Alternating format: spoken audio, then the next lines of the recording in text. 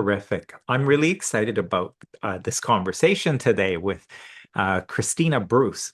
And this actually came up a few years ago where there are conversations, many of you who follow the different conversations that I've had on my channel. We look at an inside out understanding in terms of how do I experience life? It's like from a spiritual understanding of reality.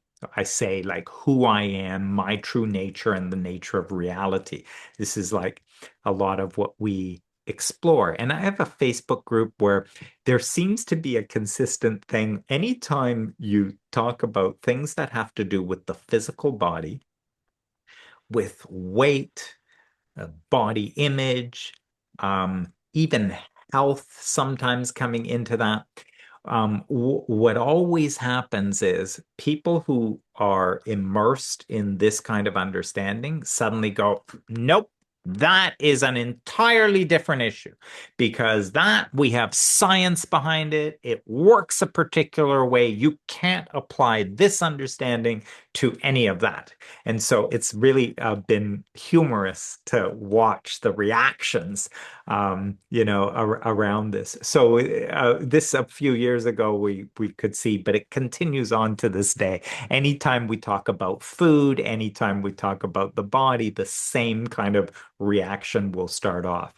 So, but Christina, maybe you can introduce yourself and how you came to be so passionate about this whole thing. And then, yeah, we'll dive in. Okay. Well, thanks, Dominic, for this conversation. I'm really excited to talk about it. I'm in your Ask and It Is Given group. And so seeing these conversations come up, I was just like, I got to get in there and like see if I can't talk about it. So I'm a coach, and so I call myself a body peace coach. And self-trust gets tacked on to that. My own foray into this particular area, I particularly work a lot with women around body image. So, and this affects women a lot because we change a lot as we age after pregnancy, menopause, the body changes, and that brings up a lot of emotional distress a lot of times. And I had my own personal experience around struggling a lot with my body image when I was young, believing that being in a larger body was bad. And if I was thinner, I was better. And I think most people probably have that same belief.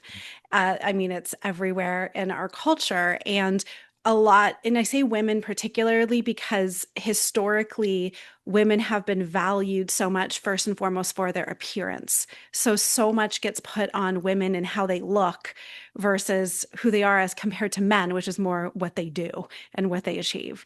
And so there's an extra feeling of my appearance matters, how I look matters, weight matters, my body matters. This ties into aging and all that kind of stuff.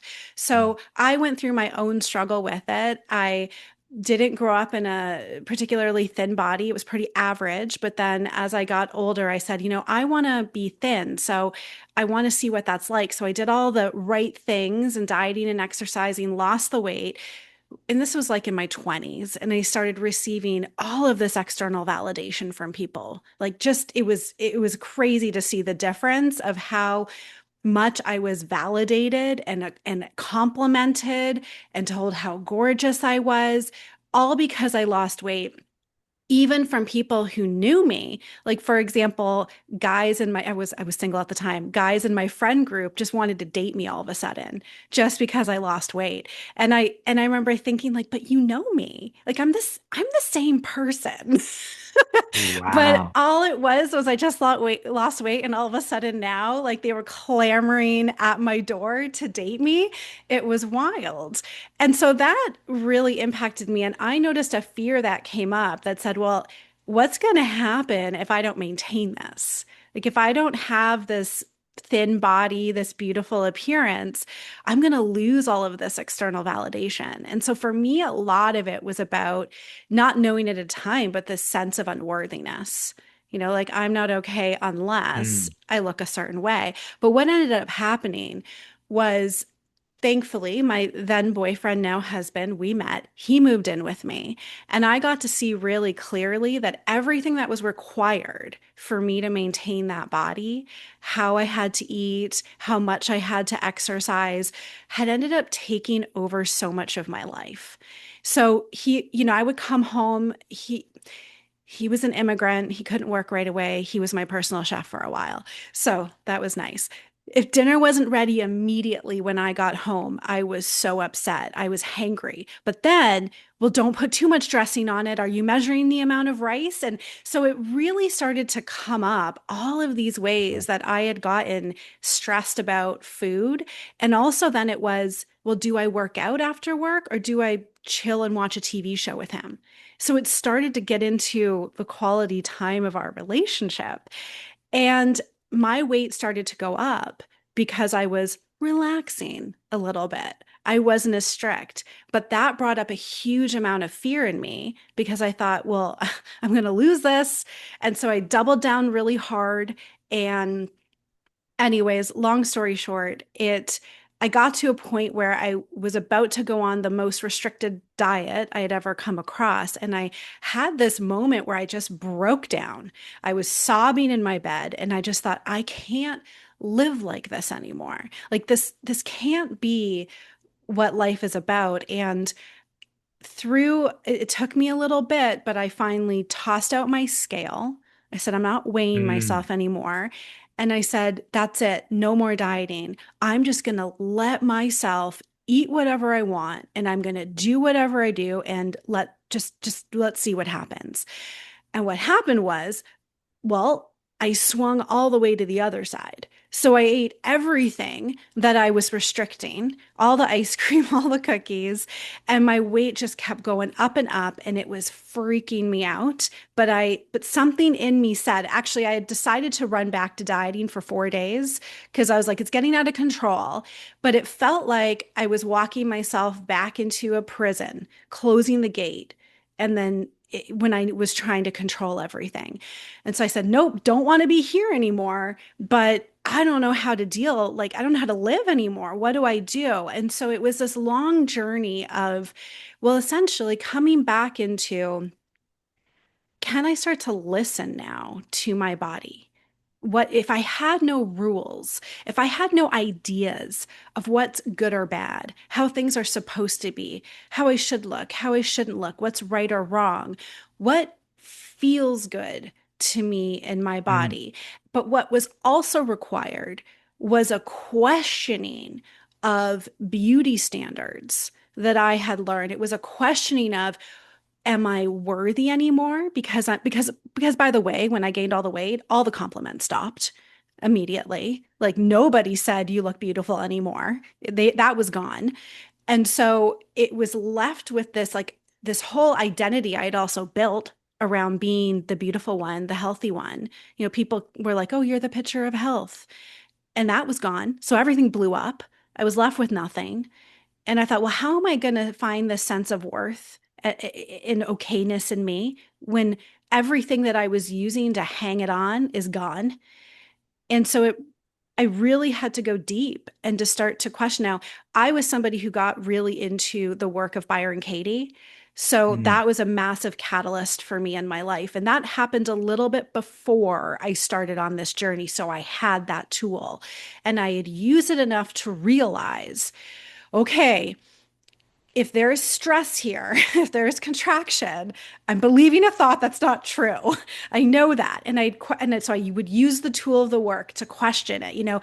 I'm unlovable if I'm fat. I'm not attracted. Like all the things that would come up, and I would start to experience peace around it. So I started to let go of the attachment of my sense of worth and value to my appearance, to being attractive to other people, because that's a huge thing for women. Like I'm no longer attractive, especially when they age, because women are not allowed to age. I don't know if you knew that. Mm. and, um, and so, to source, okay, well, I know that when I sit in question 4 of the work, who would you be without this thought? And there is no thought present. I am fine. I feel good. Wow. I Mm, feel confident. I feel like myself. There is no problem.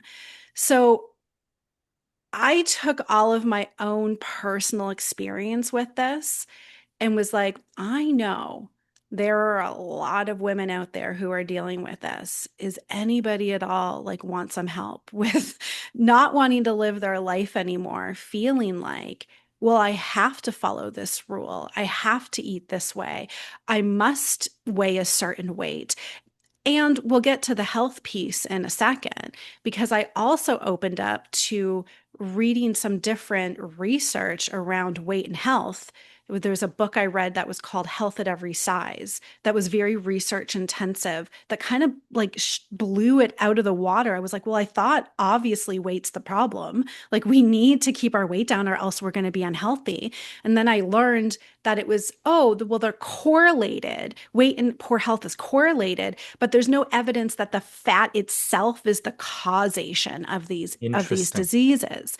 And Wow. so I'm like, okay, well, geez, there goes that now. So everything I thought I learned, and it just kept bringing me back to, can I notice who am I without a sense of this identity, these ideas of good or bad or right or wrong. And if I could start listening to my body as to what feels good to eat, what feels good to move, maybe that's just enough. And then I started noticing, oh, eating ice cream and cookies all day doesn't feel good. Maybe Mm, all of a sudden I want a salad. So it naturally started to come into this balance again, without me having to control, mhm, without mhm. any idea of this is how it's supposed to be, or I must follow this diet and I can't go over this amount of weight. And so I just kept Wow. questioning everything that we have been taught is, well, essentially unquestionable, that it's just fact, it just is. And I started to realize, oh, there's a lot here that is up for questioning. Wow. Wow. I really relate at the end where you talk about how that idea of the re of effort and restriction to try to get something to be a particular way, how that's an indicator. Well, it's an obvious not natural, because what's natural doesn't need that. Um, and that's the thing from this understanding around the spiritual aspect of us will move us in a natural way. But what you said about, well, sure, it'll move me in a natural way, but you can't trust that to control what I'm eating. because because I'll eat everything, Yeah. then that's going to be the problem. So I could trust that to guide me. And by the way, in this we see this where people, with this kind of an understanding of saying, "Oh, I have innate wisdom." There's a spirit within me that sort of guides and helps to move from toward more of me, more expression of me, a more aliveness, more thriving of me. Oh, I can trust that. I can see how that helps. And in my business, it kind of nudges me toward things that are better and sort of it takes me away from things that aren't. And relationships guides me into, being in a way that works versus not. But boy, there's no guidance when it comes to food. I'm just gonna go nuts, and there's no way you could trust it because if I just went with what was happening, then I couldn't trust it. And your example of initially thinking like this is gonna be a terrible direction because I'm just gaining weight, it's all gonna go downhill, and yeah. I'll gain weight forever. I'm going to be 500 pounds if I keep going this way. And to that point, because this is such a crux I find that prevents people from allowing themselves to quote unquote let go, is because A, there's such a negative association with letting go. and they have the experience of it. Their experience says, well, when I let go, look what happens. I'm out of control. I gain weight Right, rapidly. right. I can't trust myself. I need the structure. I need the boundaries. I need something, or I cannot be left to my own devices. And there's a lot that is going on in there that I think causes that. But this is one piece that I want to say. So when we have been living our life with such tight, and it might not even, sorry, it might not even seem tight. We might not even call it tight. We might call it practical or rational, that this is just how I should be eating. Of course, I must eat in moderation. And so I must look into my mind of, well, how much should I have before? And am I going to be going out for dinner tonight? And what do I, and doing this mental calculation of moderation. Whereas if we were actually to trust ourselves, that would actually bring us to a natural moderation. But when we've been living here, we've been denying ourselves so much. We don't realize that there is a denial and a restriction and a suppression of this energy within us when we're constantly saying, nope, can't do that. That's bad. Or I've been bad. Or, like it just builds up. And so when we let go, it's like freedom. It just releases this energy. And I often say it's like pulling a rubber band back. The farther you pull it Mm, back, when you let go, the further it's going to fly. But that feels so scary to people because then the mind says, out of control, gonna be 500 pounds. See, here's the example, cannot trust myself, got to start that next diet on Monday. And so they run, grab the rubber band, bring it back, and then say, okay, I'm safe now, got everything under control. Well, if we could trust and realize this chaotic phase is not going to last forever. We mm, need to let the energy dissipate. Can you let the rubber band land? Can you get it out of your system? Because there will come a point, if you are listening to your body, that eating the way that you're eating, maybe you stopped exercising. I don't know what it's like. Everybody just thinks they have this idea of I'm just going to eat Doritos and watch Netflix all day. You yes. might do that for a bit. You might, because also maybe you're exhausted. Or have you been maybe over exercising?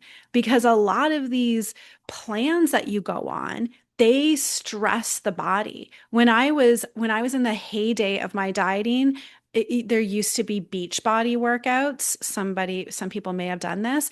When I look now at what the regimen was and how few calories they were recommending, it's almost like, this sounds like a big claim, but it's close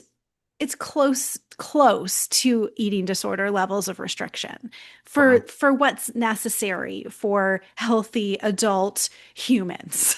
It's just so small, and so you could also just be depleted. You could be exhausted. Your emotional state, your mental state, your soul in your body may say, I just need a rest. Like I need the opposite of everything that you've been giving me. But eventually you will have to come into balance, because if you've gone all the way to the other extreme, that doesn't feel good either. But the problem is most people won't let themselves get there because there's too many beliefs underneath that say, especially in this culture that is hates fat, thinks it's the like black and white thinking around fat in the most extreme case. Fat bad, thin good, end of story. There you go. And we see the way that people judge people for being Mm, fat, for having gained weight. It's a compliment when you lose weight. You lost weight, automatically a compliment, not, well, maybe I've been depressed for 2 weeks and I'm not eating. Like maybe I'm sick and I got diagnosed with cancer. Like nobody, we don't think about that because it's just such strong association that fat bad thing good. And so that comes up for people. Now it's this survival instinct fear of I'm not going to belong. I'm going to be rejected. that comes up. It's deep in there. Mm, And so hmm that also is activated that says, well, I can't let myself gain weight because this is too scary. And then, of course, I already said about the health piece. I mean, firstly, like, how long, how long have we been going now with the message? We'll just lose weight and that's going to fix your problems. Like this isn't new. Doctors in the medical industry have been saying this for a very long time. Right. Yeah. And people have been doing it and trying it, and some people are experts at it, and it's still not working. So maybe, just maybe, the science isn't settled on this yet. That it's not just that simple. There's other Mm, things that are going on. So when we let go of this restriction, it brings up so much to the surface emotionally because there can also be, I mean, there can also be emotional eating happening. You could very well have been emotionally eating because you don't want to, it's tough to deal with the emotions that are coming up within you. So it's ripe. This journey is ripe for bringing up to the surface things that have been within you that many people are using diet, exercise, and the structure and control to not deal with.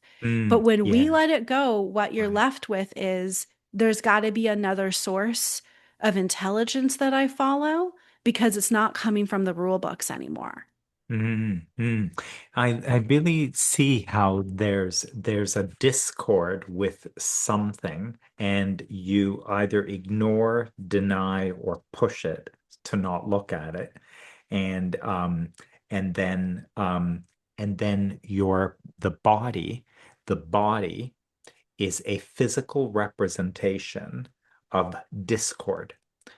So when you're holding conflicted thinking and you're holding um, what isn't true, what's not true about who you are, your true nature, the nature of reality, when you hold what's not true, that disharmony is represented physically. And there's a physical representation of that. I really um, your words when you said what you do and you said it's about body peace, that just hit me, right? Like when you said body peace, there's like being at peace about without all that discord, disharmony. Um, yeah. Yeah. And the body, so part of what you're saying too, the body being this representation or how it can come out with the discord can come out in the body.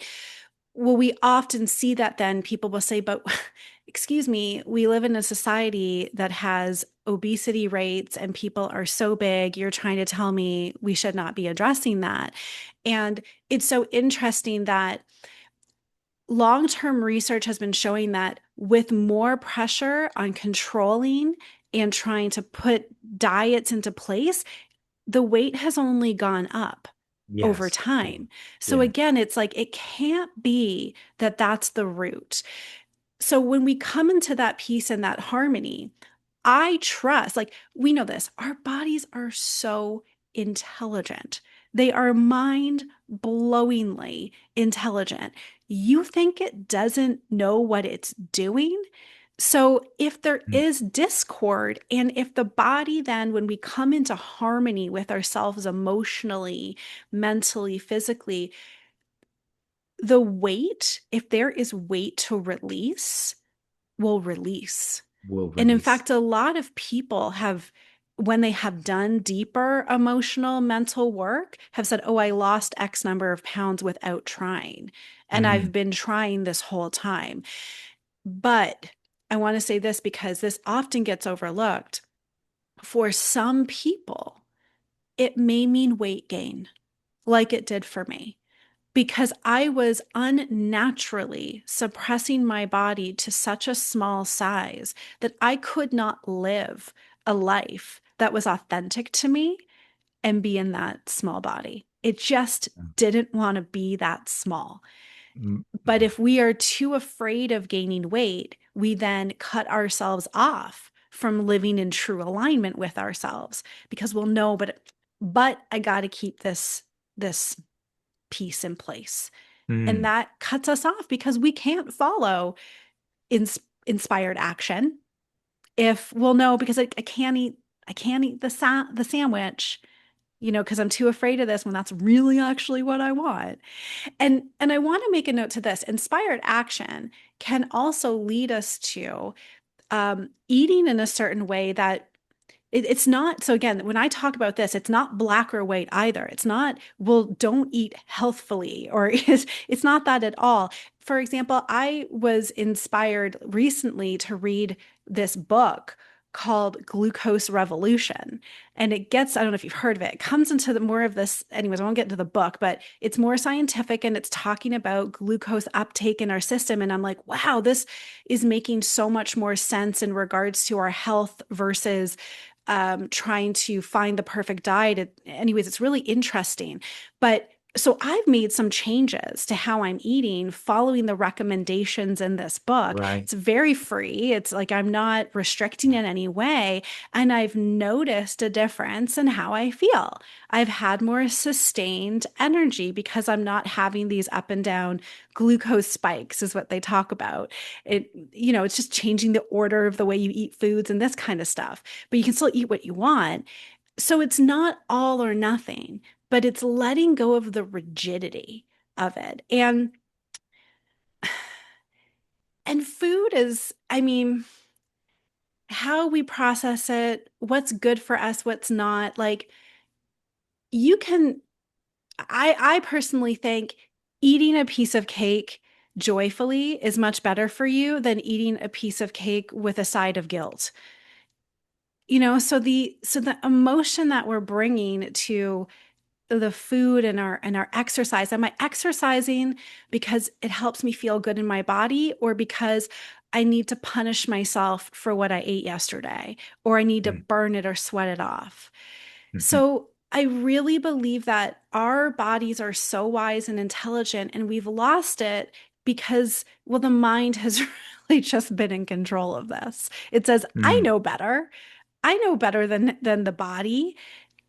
And so it's really a coming back into alignment, but it's then dealing with the thoughts that come up that say, yeah, but you can't do this, the emotion, the survival instinct that gets activated. Because I know for many women, we've had a lot of experiences in childhood, especially around puberty, of our bodies being commented on and being told they were wrong or not good enough. And I remember I had met this woman who was a weight loss coach, and we were talking, and she told me she was on a pretty restrictive diet. And she said, well, I help people with this diet, and it's the only thing that's worked for me. And I kind of kept asking questions. And then eventually she had just kind of said it like it slipped out. She said, well, when you've been told that your body is wrong your whole life. And I went, there it is, bingo. That's what's driving this. You feel like your body was wrong. And so you need to fix it in order to be accepted. Yeah, interesting. Well, you and I both have a familiarity and understanding of Sydney Banks and the three principles. Also, Abraham Hicks, and Abraham is a spiritual teaching that's channeled, and there are many others, but there are many others that say the same thing. And Sid said it specifically. Abraham's always said it. Is like basically you chose your physical body. Mm-hmm. So, where when you think about from a soul Yeah. perspective, a soul consciousness energy wanting to experience and express in a physical environment. So Abraham describes it as you focused into this physical body. And Sid, in one of his recordings, which kind of shocked me because no one's ever really referred to it or talked about this, but in one of his recordings, he said, "Oh, you chose your physical body." And he goes, "And I don't mean you who you think I mean." Yeah. So he's like talking to you, really you, Yeah. right? Yeah. And so you chose your body. Well, that means that because we know bodies are different, like if you look at everything, like even from a race perspective, how different races are and sizes like that. Um, so it's a little bit like, well, you knew what you were doing. You picked it. You picked it. Came with some intention. You picked it. You knew this would serve you well. Um, and then, yeah, there's something about suddenly that small mind, that personal thinking, um, has a different assessment on how Yeah. good a job you did of the body that you chose. Yeah. Because you kind of look at this person who just naturally is thin, or look at that person who's so muscular or tall or whatever that they are, right? And so they chose better. Um, And it's so like that mind, that small mind. I mean, all we have to do is look historically and cross-culturally to see that ideas and standards of good bodies or bad bodies are different and have changed. So you can look back at some of these old paintings of yeah, queens and kings and they're right, fat. right. And even in other cultures, I remember in my old career when I was working in an office, a colleague was from Iran and she was saying how, well, when she was growing up, she was often told she was too skinny and she needed to eat. Yeah, So yeah, it's like it doesn't matter. It's not about the size or the body. It's what beliefs it's what we've come to make it mean, and then we put that on ourselves. Like, what do we make it mean about ourselves? I have two interesting thoughts that came up to me when you were talking about you chose your body. So there was a period several years ago where I dove into ayahuasca and ah, I had several ayahuasca journeys, and there was this one journey that brought up for me this idea of how my body's not a mistake, that we are all supposed to be in the bodies that we're in and they all serve a purpose. So what happened was is there was this young woman who was very thin, kind of almost like a fairy, like I would say, and she had this like long robe on and she was had this feather, so she looked like a fairy to me. And I was watching her, because she was up dancing. This is an ayahuasca journey, so stuff's going on, and I'm watching her kind of dance around. And at one point, at near the end of the ceremony, all the women were gathered. It was like the men and then the women. They did it separately. We're all gathered to sit in this circle and do had this healing stuff done. And I was, by the end, I was so out of it. I was tired. I didn't even know. I get pulled up from my mat and I'm plunked down. And I notice I'm sitting beside the shaman. And the other side of the shaman was the real thin waif girl. I call her, she was like a waif. I don't say waif as in a negative way, but you know what I mean. Very right. thin. Yeah.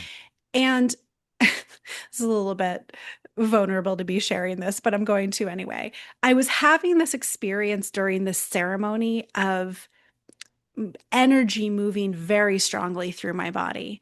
And in the weirdest way, it was like I was grounding energy. I was doing these weird things with my breath and my hands.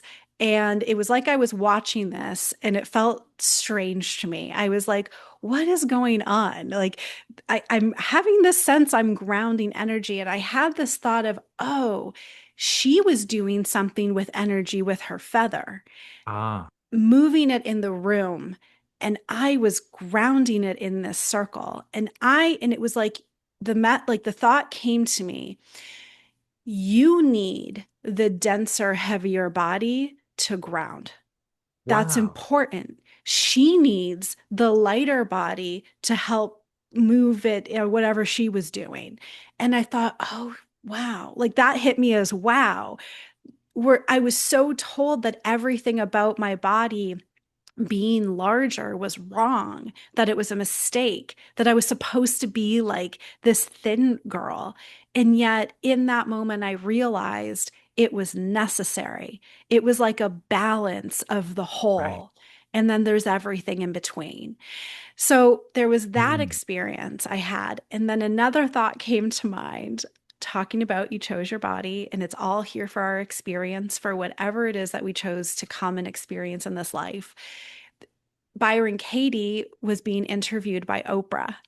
And it's very public, Oprah's long journey with her weight. And Oh, she yeah. was bringing this up to Byron Katie, talking about her weight. And Byron Katie said I can't remember the exact words now, but she said something along the lines of like, you're in exactly the body that you need to be right now. And Oprah kind of sloughed it off. They didn't really take in the message, but I was like, well, yes, like this is for you in some way. Mm. So I knew for like, it makes sense to Mm. me that my own personal struggles with my body and not feeling good enough and being a woman and coming from a long line of women who struggled with their weight, this was for me for this reason. Like, and a lot of it came down to worthiness for me. That's my core. If there was a Wow. core wound, it would be that it's I'm unworthy. And so that was like a piece of it. It's like if I was in the perfect, I mean, who knows? I don't know. There's models who feel unworthy, but the Right. point is Yes. as that served me. So it's serving me in these different ways. It's not a mistake. And yes, we may be in a large body and maybe we lose weight one day if we come into harmony, but for every point of our life that we're in, everything is serving us for our experience. Mm. Like everything is serving us in some way to grow and to expand. It's whether it's providing contrast, it doesn't matter. Right. It's everything is here to support us, including our body. That's very powerful because there's this that does the kind of the play around a resistance to something versus there's this statement around or this realization of you have everything you need in this moment. It is provided everything you need to be who you really are. You are supported by the universe with all that is needed for you to be who you are. Let's say to be fully you and alive and thriving. So that would be the truth. And in that truth, there would be peace. And in that truth, there would be thriving.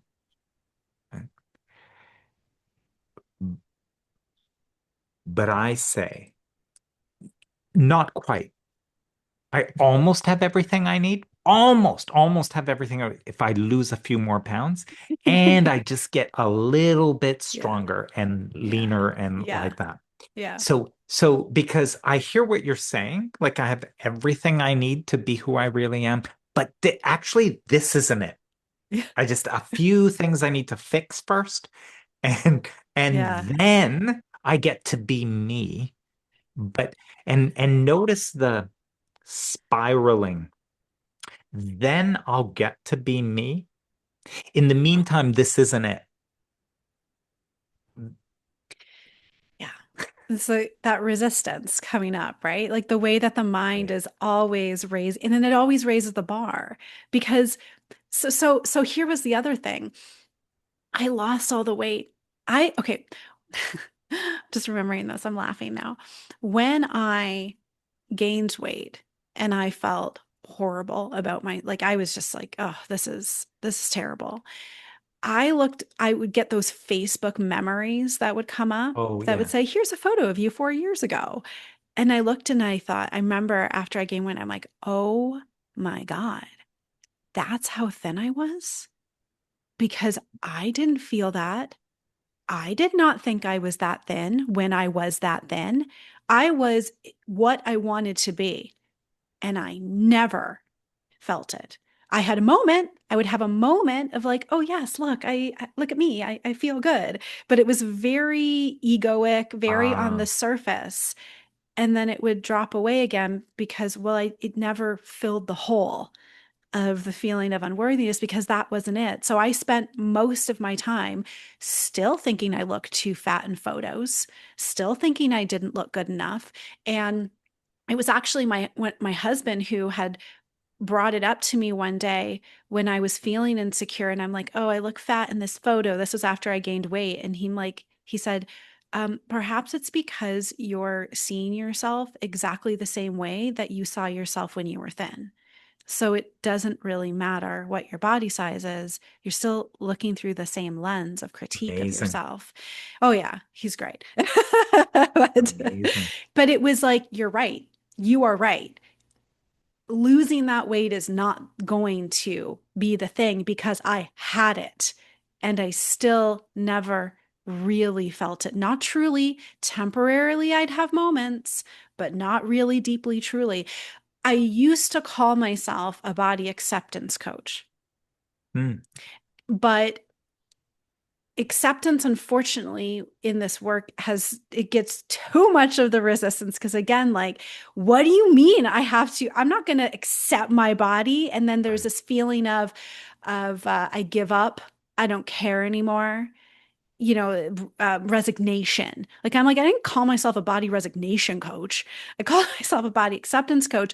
There was a quote I saw on Facebook recently. I don't know if it was in your group or not, from Abraham, that it basically was talking about acceptance, saying, if you would just accept this moment exactly as it is, that is going to bring you more than any level of resistance ever can, or trying Right. to fix it. And so, I mean, my personal practice now in is not just, oh, I accept it like it's this. It's just really coming into the moment and saying, again, without a thought, am I okay? And I have yet to find a moment that I could ever say no. It's only Mm, if I have a thought. mm, I'll mm. often bring clients through a process where I'll say, I want you to imagine yourself standing in front of a mirror. If you want to go even harder, go naked, be naked. Imagine yourself standing in front of this mirror. If you had no negative thought about your body, how would you feel? Or just no thought. And they're fine. And then some people, like, they'll get there and then it's like, boom, a thought hits. And I'm like, no, no, no. Oh, there it was. Like, nope, nope, sorry, not for right now. That it can come back in a minute. But how would you feel right now? And they're like, I would feel fine. I'm like, yeah, because it was never about your body. It's what the mind projects onto the body.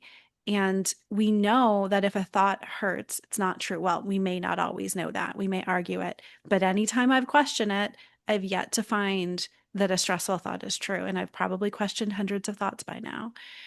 And so coming into the moment and being present, like, it's like, that's, gosh, it's like, that's where it is. That's where the good stuff is. Like, I have no problem in my life in the moment.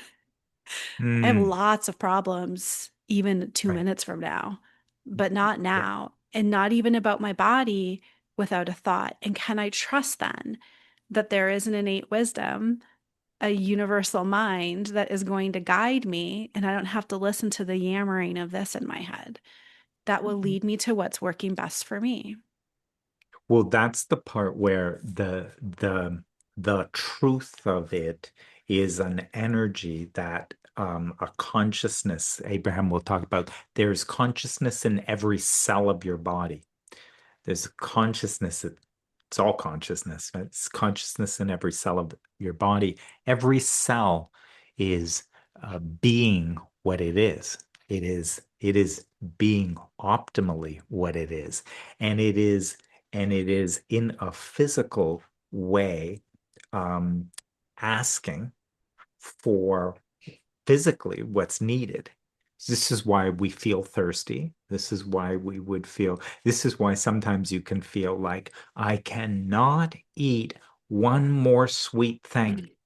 I'm going to throw up if I eat another sweet thing. I need something salty, right? And so that's not, that you just know it. You just know it. So every cell in the body is asking for exactly what it needs, creating the impulse.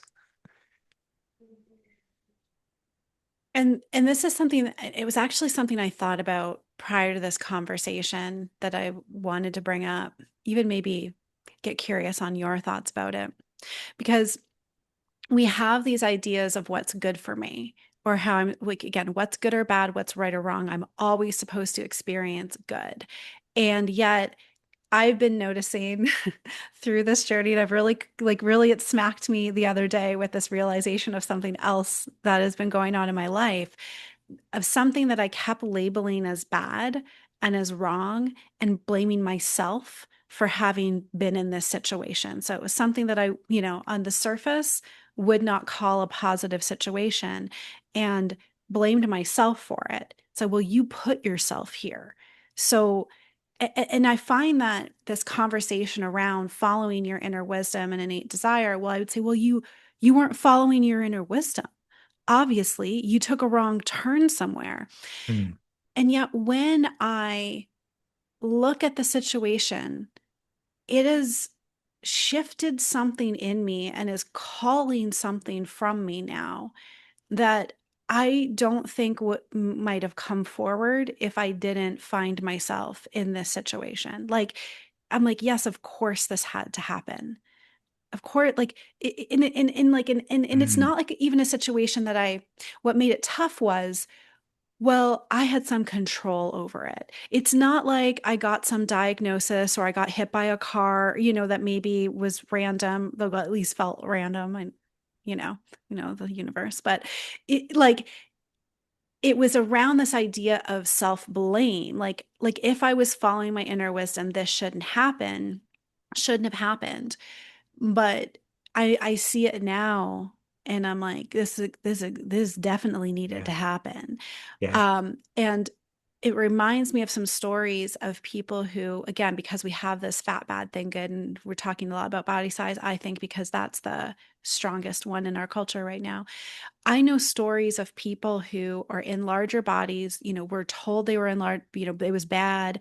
And yet they got in a car accident, and their doctor had said, if it weren't for that fat on your body, you would be dead, because amazing. you had that protection. And same had happened for somebody else who had gotten sick. And the doctor had said, if you didn't have that fat in your body, you would be dead. And so I'm like, was that Interesting. wrong? Was that a mistake? It reminds me of that, I think, Chinese parable of the farmer and the horses leaving. I'm sure you know that one. Like, is Yeah, it bad? yeah, Yeah, yes, maybe, maybe, or yeah, maybe. So yeah, just all of it. Like, I feel the conversation too, at least I got stuck in following my inner wisdom always has to lead to what my mind would perceive as a good thing. And if it doesn't, I'm not following it. And I just don't yeah. think that's true anymore. Well, that's brilliant because I think that's a perfect thing to add to the fact that in this moment, here and now, you are given, never missing everything you need to be who you really are and to thrive and to thrive in the direction of thriving. There's one thing, and that is true. That is always true. Second thing is this universe, this reality is only ever working out. It's always working out. There is never a moment, there is never an instance in all of eternity that has not worked out. It only works out. The universe has only unfolded and expanded in a way that has continued to work out. It continues working out. And this is where we kind of go, well, first of all, two things. Do you see how the universe has always worked out? No, there was that time 8 billion years ago that on this particular star that burned out and it so no, there was a mistake back there, right? Well, that's ridiculous because this universe wouldn't be here as it is had not everything worked out, and it will forever work out. Now, the so are you part of the universe or are you something outside of it? Um, Because if you're outside of it, that's fine, but we don't really have much conversation to have, right? Because I can't relate to any of that, right? But if you are in the universe, that means that every part of it is always working out. It's always working out. So there's kind of like these two principles, and the only thing they're principles and they're true, and they're always true. They never vary. That's the thing about a principle. And so if if that seems different than the truth of that, you have everything in this moment to be who you really are. You are set up with all you need for your thriving in your life, and everything is always ever working out for you, including this, including that. That is an example of things working out for you.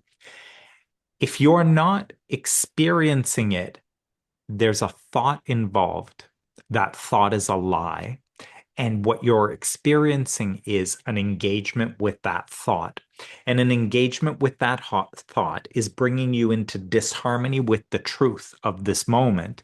And that disharmony is what is experienced here. And that is what you're experiencing. The moment you let go of that thought, you're no longer interested or engaging with it. You come back into this moment with the realization I have everything I need to be who I really am, and things are only ever working out for me. So it's back to peace. Yeah.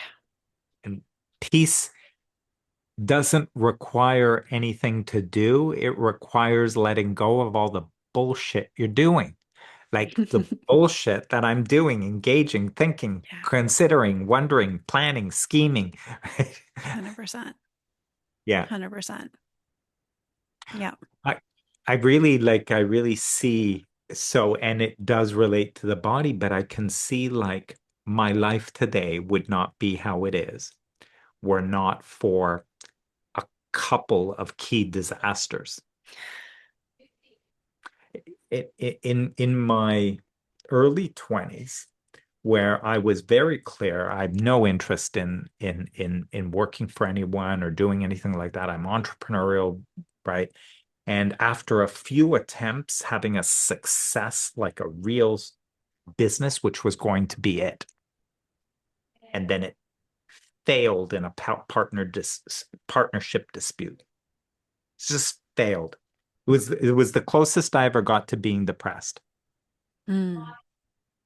It was just my parents were concerned about me. It's like, hey, are you okay? Like what? Like you need to snap out of this, right? And were it not for that, I would not be married to the woman I'm married with. I would not have the children I have. I would not have this Yeah. career. Were it not for that failure of life not working out for me, were it not Yeah. for that, this life could not be. And so I kind of like, I remember this early on being this suspicion I had around, what do you know? Like, what do you know anyway? Right?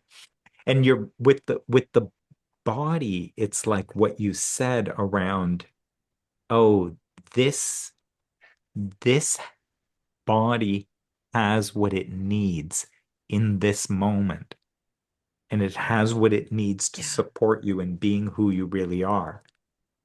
It's like, no. And there's a resistance. No, I Yeah. don't think so. I think it's actually gone off in a wrong direction. I'm going to steer it back. Yeah. Yeah. And that's why body peace felt so much more like what I was aiming for because when I'm working with people, it's like, well, my goal is not to help you lose X number of pounds or make you look a certain way. It's to really help you find a peace. And and the peace is always here. And then we just have thought that comes in and obscures it. And like I've yet to find that that's not the truth. Mm, Like, and so but we're so deeply conditioned. It's so much mental conditioning around the body, around food, around weight, around all of it, around health. And then of course, to the word I was talking about before we started recording, ex existential. I don't know if Existential. existential. Existential. I think it really comes down to that too, is there's also maybe even underneath it, in some cases, particularly when it comes to health, a fear of death. And so that's why the survival instinct kicks in so much. You know, why there's so much fear. So much of the health decisions and the mental chatter is fear based. It's not in trust. It's so afraid of dying. It's so afraid I'm going to do the wrong thing and then I'll die early. Right. You know, then I'll be living a life of disease, and yet because because I think so many of us, well, we weren't taught or conditioned to live from trust or to live in faith or to, you know, or that there was an inner wisdom, frankly. Um, that it we've been living in so much fear, and our medical system is very fear based because it's Mm, always looking it's like designed to look for problems, and it's very, and of course it is not rooted in, well, we're an eternal consciousness. You know, right. Yeah. this is a failure if Yeah. there's disease or death. And so much fear is baked into that. Well, you really, I mean, that's the what's reflected in the body and what's happening in the body is such how Abraham would say it. Most people hear Abraham, they just think they think it's about thinking or your thinking. And Sydney Banks did a good job of sort of saying it's not about thinking, it's about thought. And that confused matters because he used the same word, right? Mm-hmm. But but it's really how he distinguished my thinking from thought is thought is an energy, and my thinking is what I'm actually thinking about. Those are like the thinking Mm. about. Abraham um, uses the word vibration for where Sydney Banks uses the word thought as an Mm. energy. That Mm. makes it unconfusable, right? Yeah. And so then Abraham speaks to a vibration. Who you are is energy, vibration. And you translate vibration into thought. That now becomes Sid's word of thinking, distinct from vibration, which is what all this is an energy or vibration. And so we translate into our thinking, but what's really running the show of life, of our life, is the energy, is the vibration. And sometimes that thinking is contradicted, disharmonious. We move into vibrations that are in disharmony with the truth of us. The truth of us will go on. It's untouchable. My current experience of the truth of me is a little less than the truth of me. Because my current experience of the truth of me is an experience of who I think I am and what I think is going on. That is a much lesser experience of the totality of me. Right? Mm-hmm. Yeah. So this fear of death, so the truth of me goes on, right? And it's a little bit like when you play Monopoly, you get to be the little car, you get to be the booty, you get to be the dog, the little doggy, right? Do you fear death as you play the game? One day that little dog, right? At some point, you're going to leave it, pack it up, put it back in the box, and go have something to eat.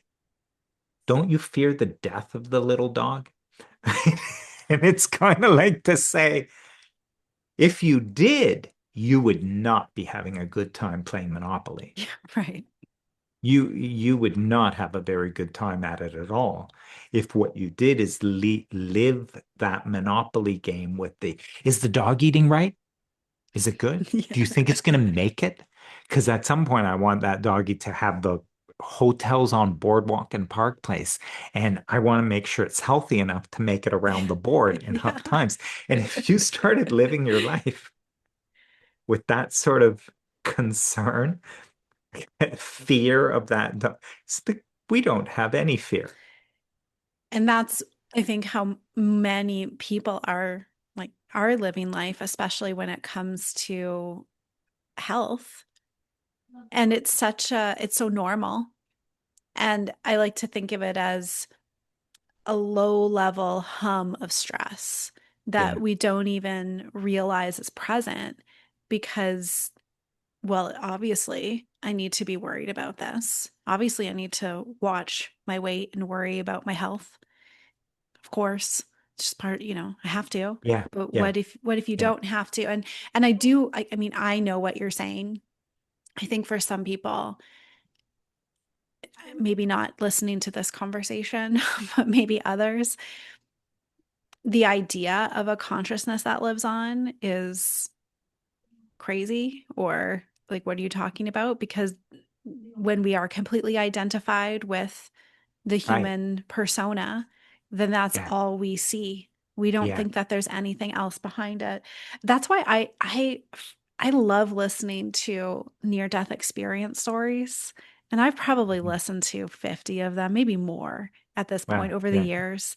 And I loved hearing just the similarity over and over and over. And I don't think it's a mistake that in the evolution of our consciousness right now, that I just like, so again, everything's working out, everything, like the synchronicity of it.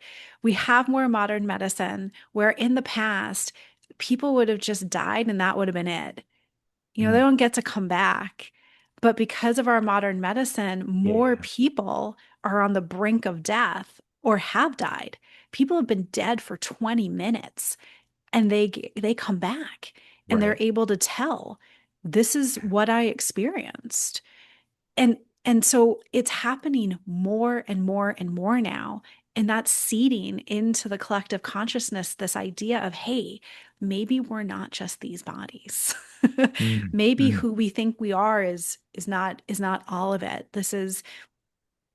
I actually started to get into this discussion in my last podcast episode, and even I was a little nervous about it because I thought, oh gosh, I'm bridging something here that could be so big for maybe some people listening to this who aren't, this may be out there, but that can just makes so much sense to me of the human self and the all that is the energy behind it. And when I like the thought of, if I had amnesia and I knew nothing of who I was, anything, I still exist. I just Mm. am. And so, you know, Mm. and I'll bring this back a lot when I'm working with people when it comes to worthiness and value and, around appearance. And I'll say, when a baby's born, do you think they're worthy? Do you think they're valuable? And they'll say, well, yeah, of course. I'm like, why? I didn't do anything. I haven't They're not, done they're anything not yet. contributing, Yeah. but yet we love them and we care for them and we know they have value. So I'm like, something in us just has this sense of, yes, of course, this is a life. And I say, well, that hasn't left you. That's you. You are equally as valuable now in your changed body. It's just a whole bunch of crap got put onto it about the story of how you're supposed to be. And I need to, whatever. But firstly, the essence of you, there's the kind of two things in there: the value of you as a human and as a life, and then the essence of you that existed before you knew a name, before you knew you had a body. There was still an awareness. We just often don't have a memory of that, but some Mm. people Mm. do. Some Mhm. people Mhm. have a memory of being a baby. And they were like, I was aware. I existed. I had I had a sense. I mean, I have a sense of feeling very much of my personality when I was 4 years old, like as if I was an adult, you know, like, Interesting. Yeah. like, Yeah. yeah. And I remember when I was a child in kindergarten, I always like love an organized space, and the kids would come in from recess and just throw their crap everywhere, and I'm like, hello, you have a cubby, you have a hook How for your, you have a hook for your amazing. Yeah. jacket, you Yeah. have your Yeah. boots. So Yeah. I would go and fix it. Yeah. And I remember having the visceral sense of, come on, guys, like, can't you get it together? So, Yeah. and yet people wouldn't have thought I was experiencing all of that as a 4 year old. Oh, just Right. this cute little person who doesn't. So Right. Right. Right. there's Right. something else in us that is not Yeah. the Yeah. body and who we become. It's so great because you see tendencies, interests which you didn't come up with. Right. And it's fascinating because it's sort of like that tendency is coming, and we don't know why. It's, lots of, but when you feel an interest that way, you can't help yourself. You're 4 years old. I mean, come on, 4 years old, and you're straightening things out. Who the heck taught you that? Like, what are you doing? Like, but you can't help yourself. Well, why don't you just Yeah. go out and play? Like, leave everybody alone, right? Like, but you can't stop yourself. So there's like Yeah. this. And of course, then at 4, you're Yeah. less resistant to the, we could say your soul, your spirit has more Yeah. ability to move and inspire you. Yeah. Yeah. And then to move and inspire you in all ways, in how you Yeah. move your body and what you eat and all of that stuff. And it All of has it. more ability to do it. And then the older you get, the more kind of Yeah. thinking you pick up and the more thinking you adopt, you start to resist that. And to that point, um, so I have a daughter and she happens to be 4 right now. And so I've absolutely loved watching her growing up so far, particularly as it relates to her body, because she has no qualms about her body.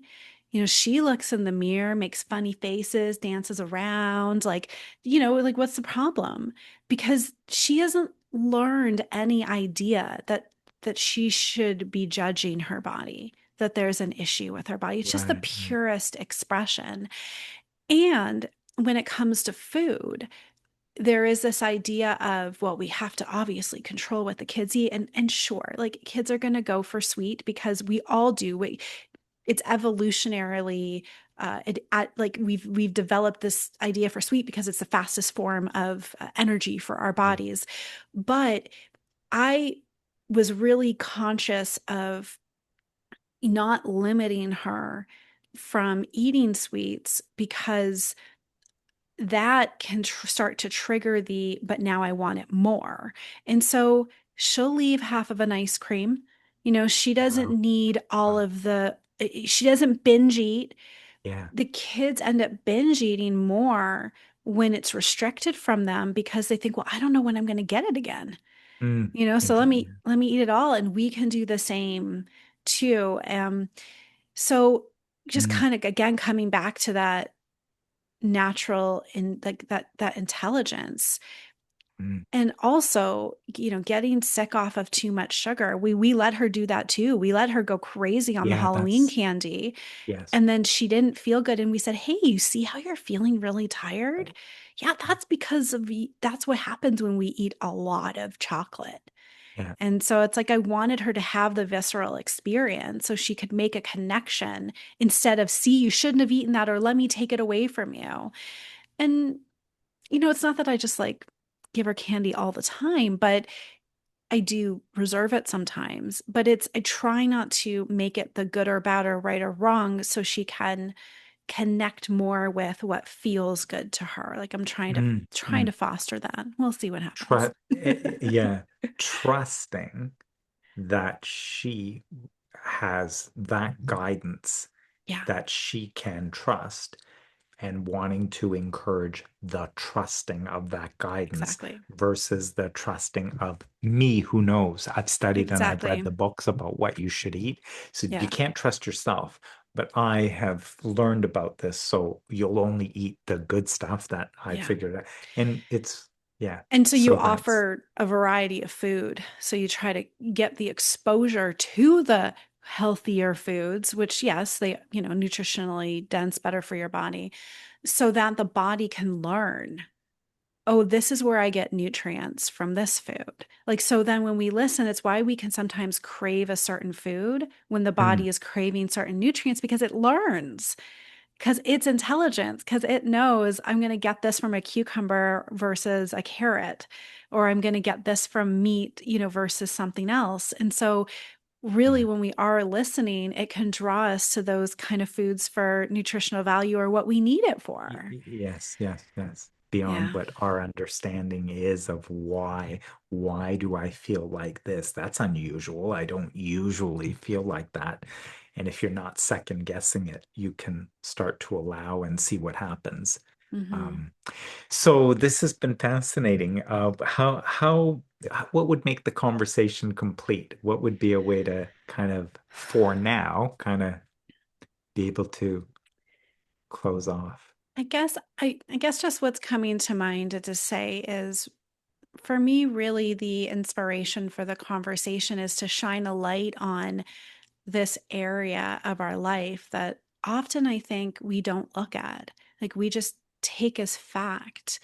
Well, yes, of course fat is bad, and I need to be structured around this to say, hey, maybe really you can incorporate what you're learning with following your inner wisdom and your true desire.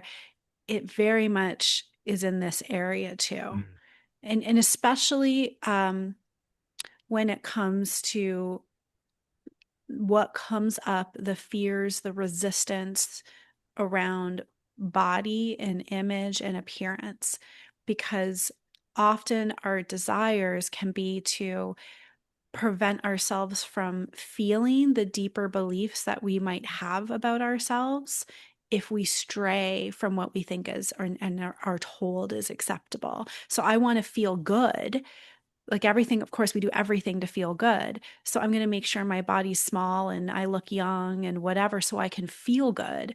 But that's actually just a way to cover up what's underneath it, which is, well, you're not good enough or you're not valuable if you gain weight or right. if you look old or whatever. So Right. that, So that, that belief stays. yeah, exactly. That It belief just gets, it stays. just gets tucked and Right. it stays underneath there.